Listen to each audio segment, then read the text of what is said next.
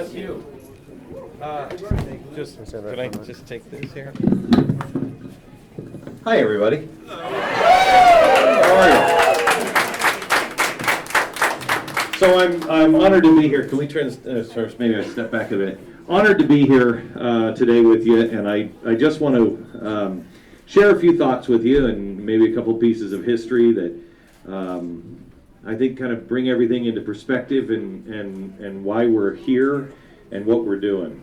I know you feel the same way that I do, that I'm not here to support Ted Cruz.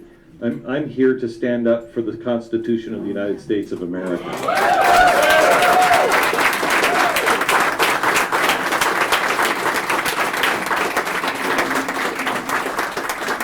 And I heard on Megyn Kelly last night, they were talking to Richard Dreyfuss, and I just met Richard Dreyfuss a couple weeks ago in Iowa, and I mean I looked at him, I said, "Aren't you a communist? What are you here for?" And he said he considers himself an Eisenhower Republican. I was shocked by that. I don't necessarily agree with him that that's who he is, but that's who he thinks he is. And he was curious, and he came to the Cruz rally. He said, because this is history, and I want to be a part of it, and I want to see what this man stands for. And last night on Megyn Kelly, he's gotten so much heat for showing up from all of his Hollywood friends, and he got on and he said, can't you be curious anymore? Can't you be open-minded anymore and go see people? And we had an unbelievable conversation about the Constitution and about the return to basic principles. And that's what has to happen. There are four categories as I see, when I look at the political landscape. And as I read the polls, and not the political polls, but the psychographic polls, the polls that tell us what Americans are thinking now. And 80%, these are all in the high 70s to over 80%, 80% of the American people feel the American dream is over. 80% of the American people feel nobody's listening to me. 80% feel that government, both sides of the aisle, are just getting rich and they're screwing us. 80% of people feel business and government are in and they're colluding, that our voice doesn't matter, that our kids won't progress, that you can't change anything. When 80% of both sides of the aisle, that's a recipe for revolution. And if you listen to Bernie Sanders, he's talking about revolution. And they're talking about it on MSNBC. You know, when the Tea Party stood up, they started saying, hey, what about that violent rhetoric? And you guys are calling for revolution. No, we're not. We're talking about a restoration. But now the media doesn't seem to care that somebody is actually saying it's a revolution. And I will tell you that there are four categories, and I want you to spread this to your friends that haven't decided yet. And if you haven't decided, I want you to listen carefully. The first category that we have these choices on right now, the first category is socialism. And people are thinking to themselves, and most of them don't know what socialism even is, but they think, you know what, this system, all these categories except for one, 3 out of the 4 categories all say the same thing. The system is broken and it doesn't work anymore. First category is system doesn't work. I kind of want free stuff. I want fairness. And so socialism will give that to me. They don't understand that socialism never creates fairness. Never. Life is never fair. But it doesn't create fairness. It makes everything mediocre. You know, if you look at Bernie Sanders says he wants to create a world where we're very much like the Netherlands. Well, I want you to go online and try to find a house in Sweden. You won't find one. Everybody lives, not kidding, in 900 square foot apartments because you have 70% income tax on everyone. I don't want to live that way. That's not America. So socialism is the first one. The next one is authoritarianism. This one really is frightening because it's the one that Karl Marx said would happen to America. America has been the target of communists for a very long time. Because Karl Marx said you can't really truly be a communist country unless you were the idyllic capitalist country. Because capitalism, he said, will go astray and it'll become grotesque, and it will gobble up the people, and business and government will collude, and that's when it will be ripe for communism. Because people will see these grotesque, over-the-top capitalists that will just rape and pillage for their own gain, and then you have the French Revolution, and the communist will fall right into the communist hands. That's Karl Marx.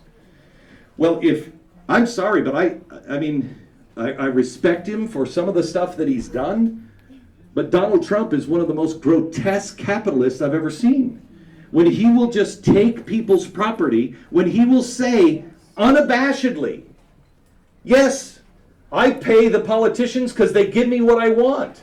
That's bribery. And when he says, I'll do that because that's the way the system, then the system is severely broken. And that's not where we go. And so you go to an authoritarian because the system doesn't work, nobody's listening to me, and this guy just says he's going to get it done. And I know he's going to get it done. Well, what specifically is he going to get done? That should terrify people. A man who everyone knows has no root in his character. Character matters. Character is all we have. And if a man has no character, the last place he should be is in front of everyone leading us, because he will lead us to wherever it is that's good for him. Without principles, we perish. That's the second one. The third one is the status quo. And I would put Hillary Clinton and Marco Rubio. And what it is the people who say, to one varying degree or another, with Hillary Clinton, it's all the way to one side. It works for me. And I'm not going to upset the apple cart because it's working. Yeah, it's not working well enough for you, but I'll sing a song and I'll give you some scraps from the table because I'm going to be worth $1 billion in the end. Marco Rubio I don't think is that guy. But Marco Rubio is establishment enough to where he will play the game. We cannot have a game player, and here's why. Because if you have any kind of progressivism in you, you're just slowing down the process, and the process is already so cancerous that we don't survive. And here's why. Because unless you're willing to change the game with a society that says 80%, nobody's listening to me. You add another 4 years and an election where people feel so passionately about this, you go another 4 years, the cancer is so deep, you will have a revolution. We don't want a revolution in this country. That's not the way we do things. The fourth category, and there were only 2 candidates that were in this, and it was Rand Paul and Ted Cruz. And those are people who say, it is the Constitution of the I can't make America great. Nobody can say, I'm going to make America great. The Constitution, if we adhere to it, the president takes an oath of office. He doesn't say, I'm going to make everything fair. He doesn't say, I'm going to make higher taxes, lower taxes. That's what I take an oath to do. I'm going to make sure that gays get married or gays don't get married. That's not his job. His job is to protect and defend the Constitution of the United States of America. That's it. That's it. George Washington is my hero. He was a remarkable man. And this week was my 52nd birthday, and I found out, as I was doing some reading on George Washington this week, he was 55 at the Constitutional Convention. And I love him. We don't teach him anymore. Nobody really understands who he was. It was deliberate. He was the first one. He was the first one they took out because his character was so deep. And I honestly, I'm a recovering alcoholic who didn't understand the atonement, that didn't understand the saving power of the blood of Jesus Christ. Amen. I got so lost in my life. I lost my family. I lost my job. I lost my integrity. And that's the only thing I ever wanted back. And as I looked at my 52nd birthday and I saw George Washington at 55, a man that could stop a room because he walked in. A man that people could be arguing on both sides of the aisle, and he could just walk and look at them, and they would be ashamed of themselves for treating each other that way. And I thought, how I have wasted my life where that man could be 55. Where is that man today? When he went to the Constitutional Convention, he didn't want to go. He didn't want to be general. He didn't want to do any of that stuff. He didn't want to be president. He didn't want to go to the Constitutional Convention. But it was late one night in a rainstorm where a horse and a horseman rode up to Mount Vernon in the middle of the night and pounded on his door. And George Washington came to the door and stood there on the porch. And the man said to him, "General, the Articles of Confederation are collapsing. We are not going to make it.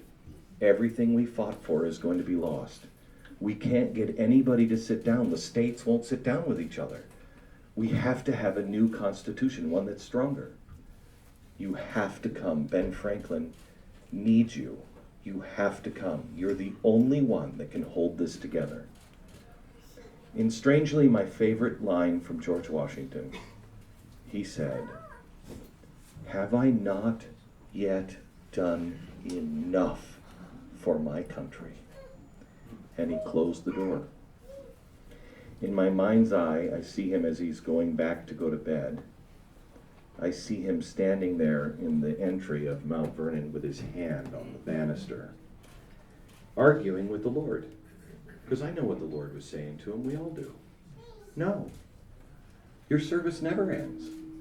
These rights come from God. These rights, I'm giving you these rights. And the point of America is not so you can enjoy them and you talk about and we argue and we sue each other for our rights. Our God-given responsibility is to protect those rights for future generations. Not for us. It's for the future generations. What are they going to do with those rights? And they will have a responsibility. So no, George, your service to your country never ends. No matter how tired, no matter how old, no matter how much you want to do other stuff, you must serve your nation. He got dressed and got onto a horse and rode to Philadelphia that night. And at the end of the Constitutional Convention, when they had everything done except one state would not agree to it, because one state said, my people don't want to have the Articles, don't want a new constitution, they want the Articles of Confederation and they just want them stronger. And we can't convince our own people to do this. And Ben Franklin said, well then you better be better at selling it. And they said this one state, what a surprise, the one that was asking for pork was New York. And they said, we need to have pork.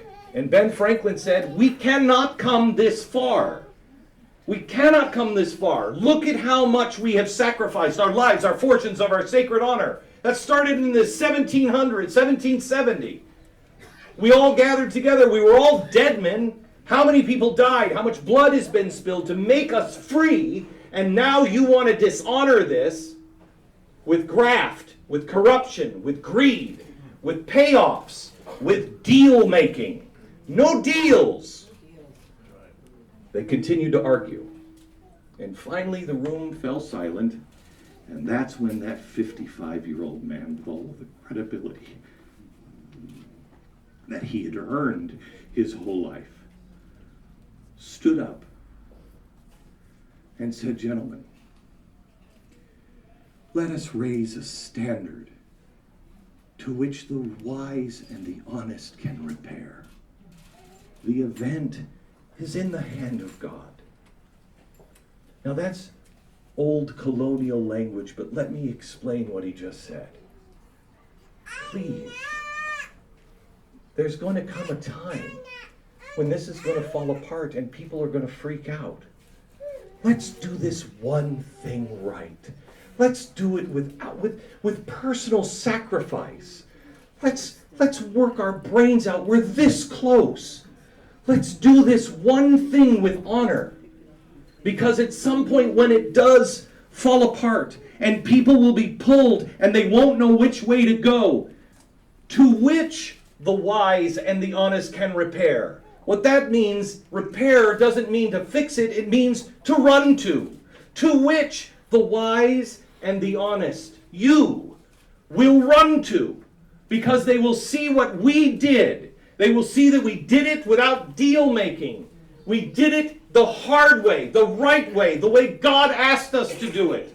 And when they see that it is starting to fall apart, they will run back to the Constitution.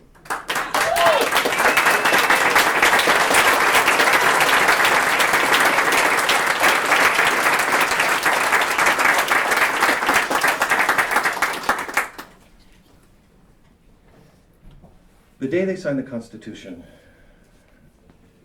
he wrote in his diary only 2 lines. Sign the Constitution today. The next line was, I pick up my copy of Don Quixote. To me, that's kind of like, I saved the world, and I'm going to Barnes & Noble. I don't understand it. I didn't understand it until I stood in front of a group like you in Iowa. And I come to you in the same way I came to them. I'm not here as a talk show host. I'm not here as anything other than a citizen just like you who may not have a vote that counts by the time it gets to me. And I'm asking you as a dad, I'm asking you as a fellow citizen, please take this seriously. Please, dear God, the honest and the wise, that's you. This is the moment that George Washington saw. And I pondered for years, because this is the book that he went and picked up. This is George Washington's copy of Don Quixote. This is the copy that he picked up the day we signed the Constitution. And I have held this book, I have read this book, and I have thought, how do those 2 things fit in your diary? Looking at you, I know. He said, let us raise a standard to which the wise and the honest can repair. The event is in the hand of God. He saw you. He saw this time. He did everything he could. He could sleep at night. I said to my wife, she was complaining, she's like, honey, don't wear yourself out. Please don't do this whole weekend. And I'm like, honey, I can't sleep at night. I can't sleep at night. If this doesn't happen and we fall apart, I can't look at my children and say, well, I could have, I should have, I would have. All I have to say to them, no matter what happens, is I did the best I can. That's what George Washington felt. That's what George Washington felt. Let's raise a standard. He did. So when they finished their job, he knew there would be a group of Americans that were wise and honest that would run to the Constitution when it started to fail. They would run back to the Constitution, and the event is in the hand of God. He had done his work. The rest is up to God. I come to you to ask you. You already are I've met so many people. I met 2 doctors that have left their business in Tennessee for 2 months to come and volunteer. And my wife and I are complaining about spending a weekend. I know you are doing all you can. But this is it. I warn you, this is it. Let us be remembered as the wise and the honest. There are those 4 categories. Socialism is not the answer. Totalitarianism is not the answer. The status quo is not the answer. George Washington gave us the answer. The wise and the honest now must now run to the Constitution. And the only man in the race who has it in his bones. I know his father. I know Ted. I looked at Ted in the eye when he came into my studio before he went to Washington, and he told me all kinds of great things. And I've heard a lot of great things from a lot of great people. And they always go to Washington and they become total weasels. That's right. That's right. They always, and I have friends, I have lost friends, I have no friends in Washington. And I wear that as a badge of honor. I have good, lifelong friends that have said to me, Glenn, if I start going bad, you call me up. And I have. I've called them up. I have actually flown out to meet with them and said, you're coming over to my hotel room tonight. I need to talk to you. And I've sat them down and said, brother, you and I have been friends for a long time. You told me to come to you when I started exhibiting warning signs. I'm telling you right now, get out now or you're not going to have your soul. That's right. And they always end up saying, no, you don't understand. So I sat down in my office with Ted Cruz and I said, I've heard that before, Ted. Let me tell you something. If you go to Washington and you don't do exactly what you said, I'm going to be your worst nightmare. Good for you. And he said, oh, I know it. And I watched him. And I watched him like David and Goliath. Everyone has turned against him. Everyone in his party, everyone in the other party, everybody in the media. You know what's really great? I saw a poll today that shows Donald Trump out of 15 polls, only one poll shows him winning against Hillary Clinton. Only one, and by the margin of error of 3. Okay? Ted Cruz wins by 7. Ted Cruz has the highest, you don't hear this from the media. That's right. He has the highest likability of any of the GOP conservative candidates. Highest likability. He beats Hillary Clinton by 7. Now people will say, yeah, but Donald Trump could do well. Let me tell you something. The media hasn't opened up on Donald Trump.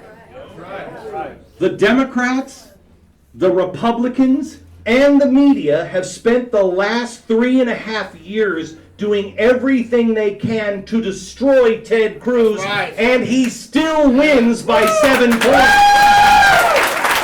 There's no surprise coming here. What they're doing with Donald Trump is keeping their powder dry. There's no powder left on Ted Cruz. There's none. You've seen the worst that they can do. And it's because he's David and Goliath. He has stood against the biggest giants, and he did exactly what he said he would do. He stood on principles and said, this is what the Constitution says, and I don't care if everybody in my party and nobody wants to invite me to their cocktail parties. Nobody wants to see me in New York or in Hollywood. No, if everybody ends up hating me, I don't care. This is the true principle, and I will stand on the point against any raging storm, and he's done it. Yes. That's what we've been looking for.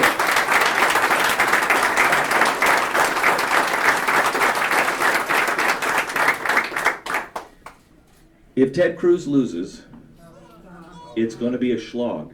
It's going to be a hard road. And Donald Trump may go all the way to the nomination, where the media will destroy him. That's right. The rest of the country may not get the chance that you have. This is the hour where we prove George Washington right. That's right. I ask that you do everything in your power. Talk to everyone you know. Don't miss this election. This is the one that decides our fate and decides the course of our country for our children, and quite honestly, whether freedom survives or not on planet Earth. That's what you were born to do at this time. Thank you.